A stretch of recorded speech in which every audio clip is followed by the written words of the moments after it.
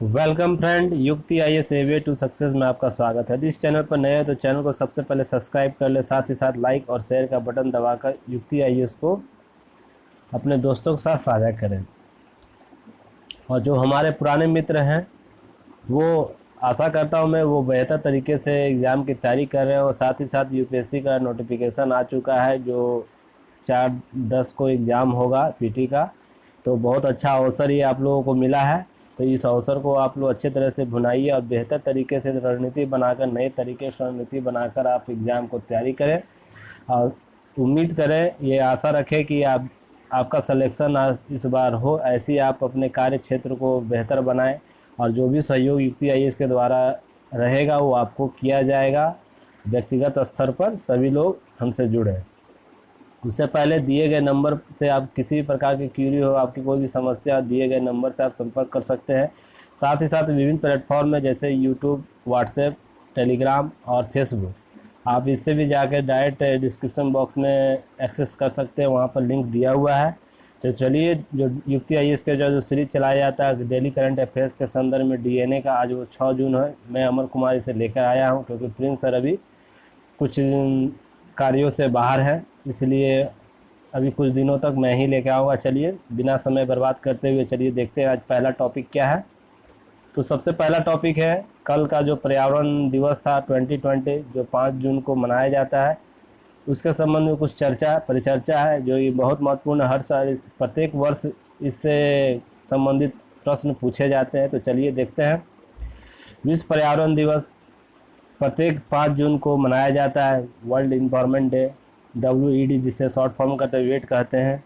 इस वर्ष इसका थीम है जैव विविधता, बायोडाइवर्सिटी है। तो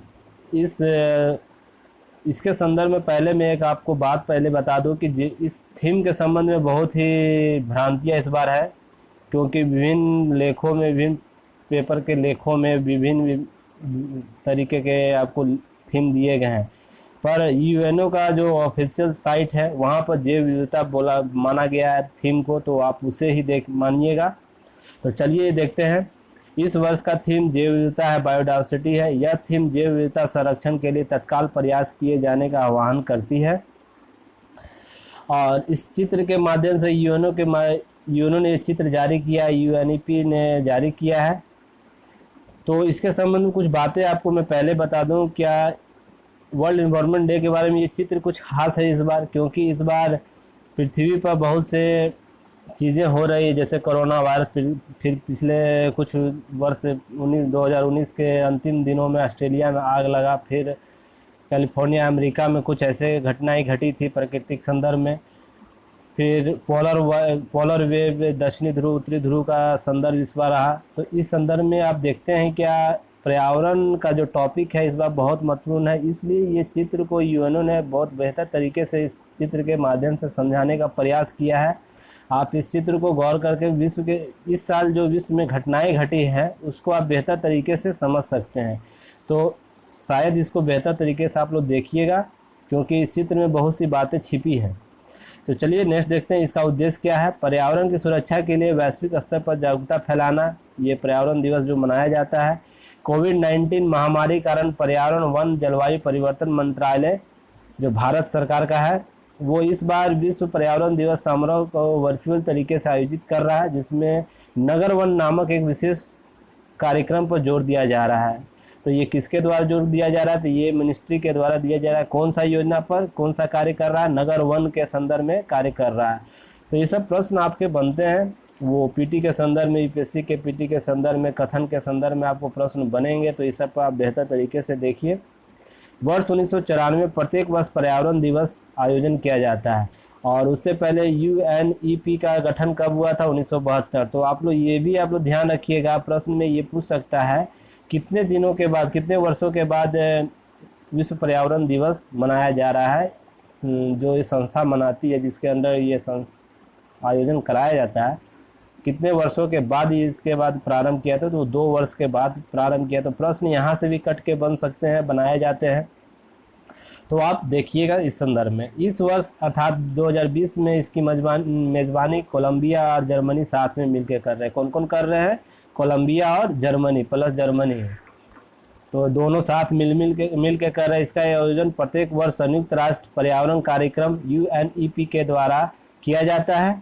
प्रत्येक वर्ष अलग अलग देश विश्व पर्यावरण दिवस की मेजबानी करते थे। ये भी एक महत्वपूर्ण टॉपिक पॉइंट है कि आप प्रत्येक वर्ष कौन मनाता है, प्रत्येक वर्ष अलग अलग देश इस पर्यावरण दिवस को मनाते हैं, किस संस्था द्वारा आयोजित कराया जाता है, तो UNEP द्वारा।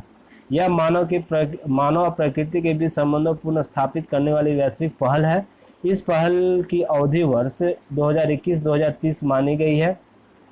जो इस वर्ष जो एक पहल मानव प्रकृति के बीच संतुलन पुनर्स्थापित करने की नवीन पहल स्टार्ट की गई है, तो ये कब तक मानी गई, ये भी आप वर्ष याद रखिए, 2021 से 30 तक।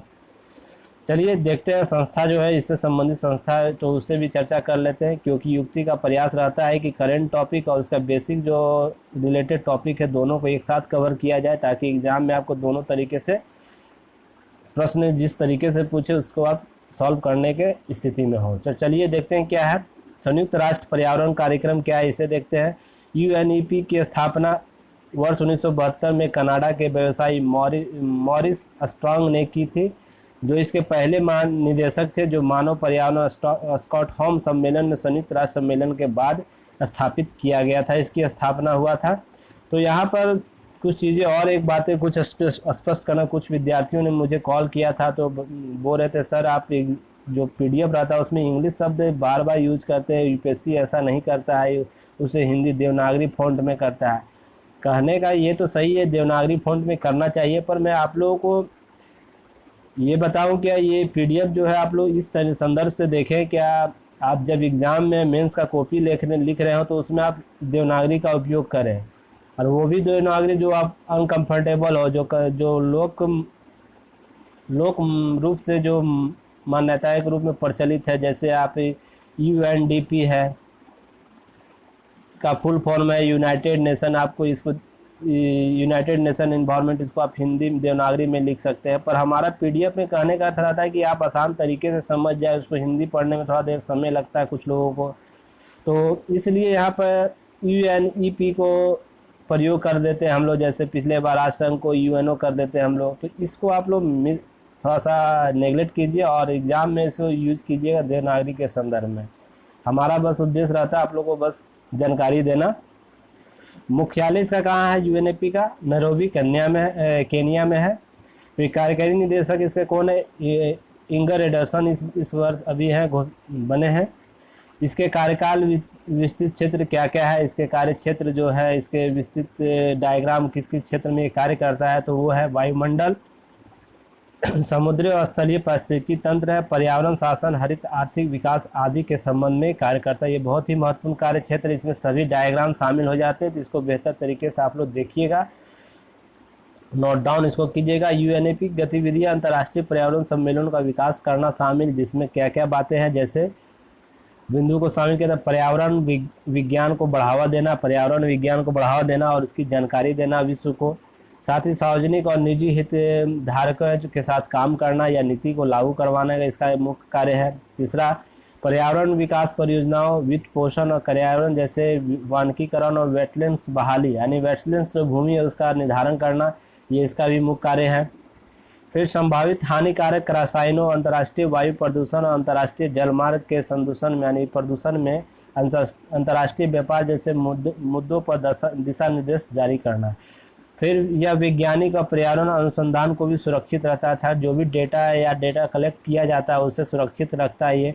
तो आप इस तरह देखते हैं UNEP महत्वपूर्ण संस्था है UNO का, जो कमोवेश सभी संस्थाओं के साथ मिलकर काम करता है। जो भी संस्थाएं UNO की है उसके साथ ये कमोवेश काम मिलकर करता है, और जो भी विश्व में जो कोऑर्डिनेटेड संस्था है उसके साथ यह समानांतर रूप से कार्य करता है, कि दिशा निर्देश उसे दे सकता है, नियम उसके लिए बना सकता है, उसके साथ कोऑर्डिनेशन कर सकता है, या दिशा निर्देश उसे पुनः दे सकता है। तो देखते हैं UNEP कितना महत्वपूर्ण संस्था है, इसे आप देखिएगा। चलिए नेक्स्ट देखते हैं। संयुक्त राष्ट्र विकास समूह एक सदस्य के रूप में UNEP के लक्ष्य दुनिया के 17 सतत विकास लक्ष्यों को पूरा करने में मदद करना भी रहा है। तो ये देखिए यहाँ पर भी सतत विकास के संदर्भ में महत्वपूर्ण भूमिका अदा कर रहा है UNEP। विगत 48 वर्षों में इसने जलवायु परिवर्तन पर ध्यान केंद्रित किया, जिसमें जलवायु परिवर्तन पर संयुक्त राष्ट्र फ्रेमवर्क कन्वेंशन जो होता है जैसे पर्यावरणीय संधियों और संस्थाओं को बनाने या क्रियान्वित करने में मदद करता है इत्यादि के साथ मिलकर कार्य करता है।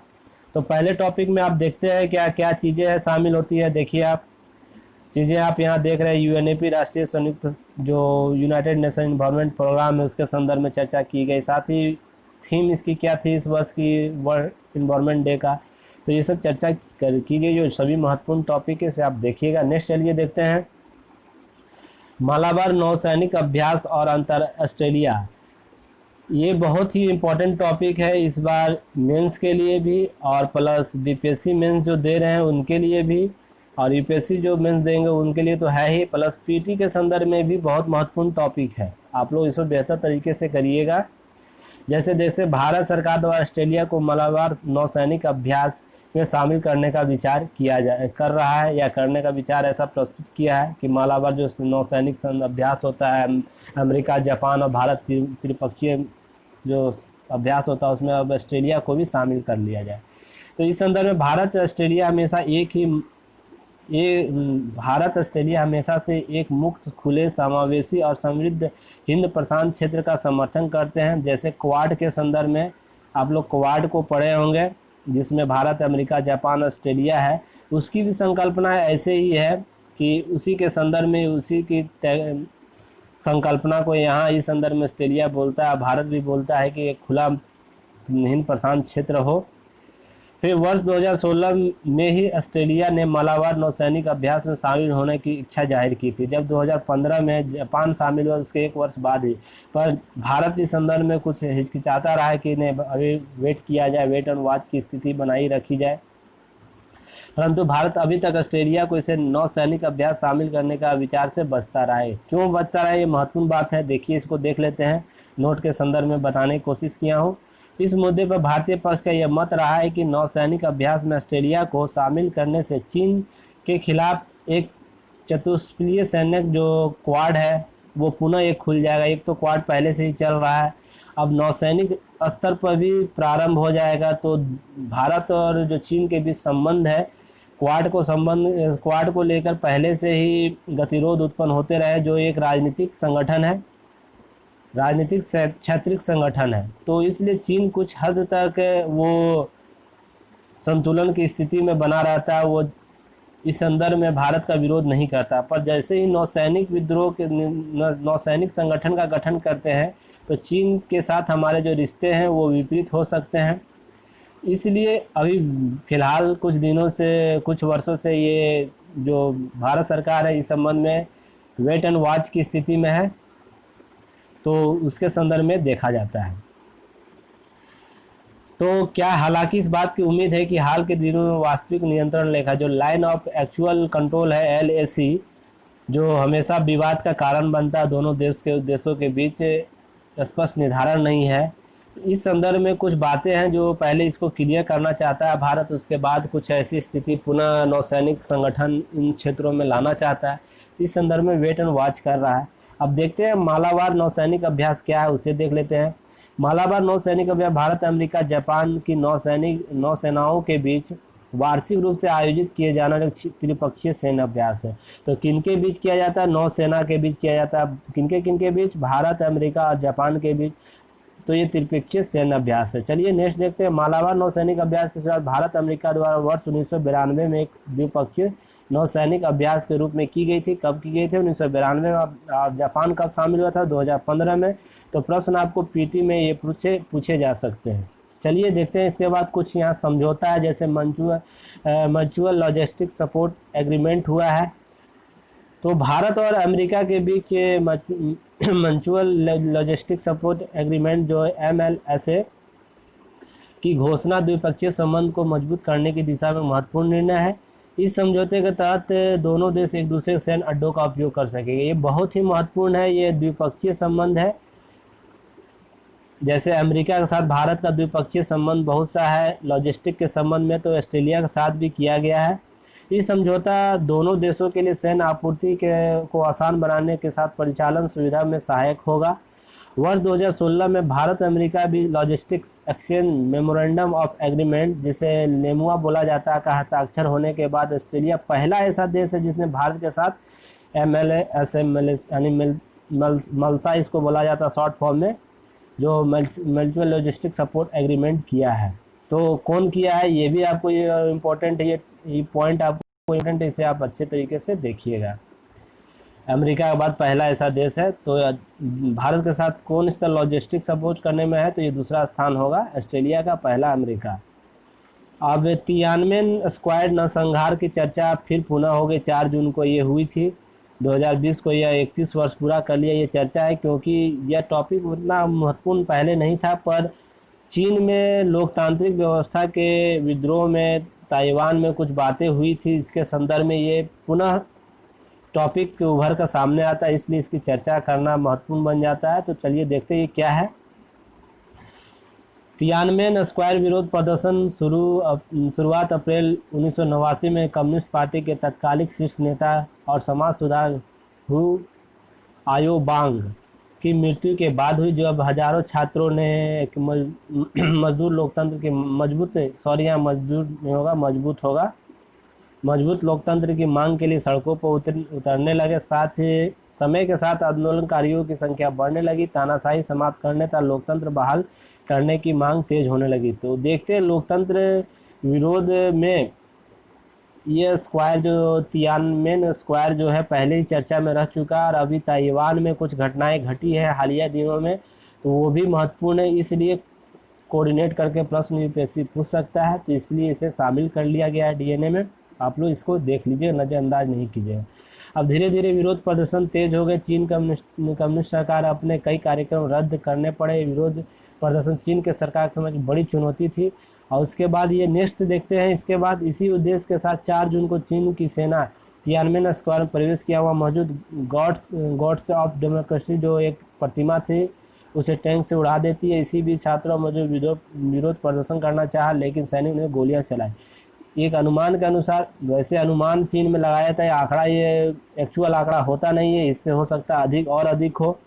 तो एक अनुमान के अनुसार चीन सरकार आदेश पर की गई सैन्य कार्रवाई तकरीबन 10,000 लोगों की मृत्यु हो गई थी। क्यों ये महत्वपूर्ण थी, देखिए ये जो स्क्वायर जो घटना थी, विरोध प्रदर्शन चीन में आधुनिक राजनीतिक इतिहास में सबसे बड़ा राजनीतिक प्रदर्शन था। यह ताइवान से भी बड़ा, अभी जो विद्रोह हुआ उससे भी बड़ा था राजनीतिक प्रदर्शन, जिसमें 10,000 लोगों की मौत हुई थी। तो कितने लोग शामिल हुए इससे आप अंदाज़ा लगा सकते हैं। तो चलिए नेक्स्ट टॉपिक देखते हैं क्या है। नेक्स्ट टॉपिक है भारतीय उद्योग परिसंघ है नेक्स्ट टॉपिक। उसमें कोटक महिंद्रा बैंक के मौजूदा मुख्य कार्यकारी अधिकारी उदय कोटक को वर्ष 2020-21 के लिए भारतीय उद्योग परिसंघ CII के अध्यक्ष नियुक्त किया गया है, और संजीव बजाज को CII का उपाध्यक्ष नियुक्त किया गया है। ये महत्वपूर्ण है, जो स्टेट PCS में पूछा जाता है CII के संबंध में। तो उल्लेखनीय है कि उदय कोटक बीते 2 दशकों CII के साथ जुड़े हैं, उद्योग संगठन में अपनी सेवाएं दे रहे हैं। भारतीय उद्योग परिसंघ CII सलाह और परामर्शी प्रक्रिया के माध्यम से भारतीय अर्थव्यवस्था, उद्योग, सरकार और नागरिक समाज के विकास हेतु अनुकूल वातावरण बनाने की दिशा में कार्य करती है। किस क्षेत्र में कार्य करती है CII, तो इस क्षेत्र में करती है। यह गैर सरकारी या गैर लाभकारी संगठन है, जिसका नेतृत्व प्रबंधन स्वयं भारतीय उद्योग से संबंधित लोग ही करते हैं। इस संगठन निजी और सार्वजनिक क्षेत्र के लगभग 9100 सदस्य हैं। भारतीय उद्योग परिसंघ CII की स्थापना 1985 में की गई थी, जो तकरीबन 125 वर्षों भारत विकास यात्रा को आकार देने और राष्ट्रीय विकास में भारतीय भागीदारों को बढ़ाने में महत्वपूर्ण कार्य कर रही है। तो इस तरह आज का DNA में जो चीज़ें शामिल की गई, आज DNA में इतना ही है। तो किस किस टॉपिक पर चर्चा की गई उसे देख लेते हैं। आप रिकॉल कर देता हूँ, जैसे बहुत महत्वपूर्ण टॉपिक, जैसे ये सबसे इम्पोर्टेंट टॉपिक है विश्व पर्यावरण दिवस, इसे तो आप लोग करिएगा ही, और साथ ही साथ जब भी पर्यावरण का टॉपिक हो विस्तृत चर्चा DNA में की जाएगी, तो आप लोग इसके लिए निश्चित रहिए। तो आप इससे बेहतर तरीके से करिएगा। इस पर सभी चर्चाएँ की गई, जैसे जून किस दिन, थीम क्या है, थीम को लेकर इस बार कुछ भ्रांतियाँ हैं, तो आप इसे स्पष्ट कर लीजिएगा। यूनो क्या बोलता है उसके संदर्भ में ही बातें मानिएगा। किस वर्ष की गई, इसकी मेज़बानी कौन कौन करता है, साथ ही इसका नवीन पहल क्या किया गया इस वर्ष, ये भी देखना है।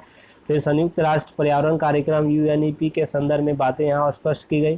फिर नेक्स्ट उसके बाद मालाबार नौसैनिक अंतर्राष्ट्रीय जो अभ्यास होता है उसके संदर्भ में भारत का क्या स्टेटस है, भारत ऑस्ट्रेलिया क्यों शामिल होना चाहता है, ऑस्ट्रेलिया संघ में भारत का रुख क्या है, फिर मालावर्स अभ्यास है क्या, ये भी चर्चा की गई। साथ में तियानमेन स्क्वायर नरसंहार क्या है, ये क्यों महत्वपूर्ण है, चर्चा का विषय बना इस वर्ष। तो ये सब चीज़ें साथ में की गई। चलिए फिर लास्ट इसके बाद भारतीय उद्योग परिसंघ जो स्टेट पीसीएस के संदर्भ में महत्वपूर्ण टॉपिक है, CII, उससे भी देख लेते हैं क्योंकि दोनों को लेकर चलना रहता है। तो आज का प्रश्न है, तो ये शाम को 8:30 बजे आप लोग से मिलते हैं। तब तक आप लोग मस्त रहिए, अच्छे से पढ़िए और जो भी समय दिया है यूपीएससी 5 महीनों का उसे यूटिलाइज बेहतर तरीके से कीजिए, क्योंकि 10वें महीने में अगर रिजल्ट होता है तो फिर से आपको 5 मंथ का एक्स्ट्रा आप लोगों को करंट पढ़ना होगा, और साथ ही उसके टॉपिक जो आएंगे, उसके स्टैटिक्स पार्ट जो आएंगे उसको भी पढ़ना होगा। तो इसलिए बेहतर तरीके से नई रणनीति के साथ आप लोग तैयारी करें, और जो भी सहयोग हो दिए गए नंबर पर आप लोग प्राप्त कर सकते हैं। चलिए आज के लिए धन्यवाद। मैं अमर कुमार आपसे विदा लेते हो, मस्त रहिए।